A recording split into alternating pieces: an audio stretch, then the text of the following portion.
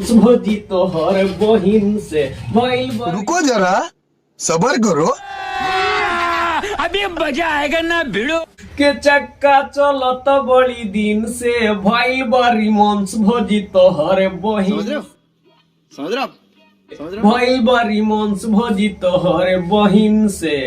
छुपके छुपके चक्का चलत बड़ी दिन से लागल बड़ी मंस भोजी तोहर बहिन से भइल भोजी तोहर बहिन से अरे माने न दौरा भोजी चेहरा हसीन से माने न दौरा भोजी चेहरा हसीन से भइल बड़ी मंस भोजी तोहर बहिन से भइल बड़ी मंस भोजी तोहर बहिन से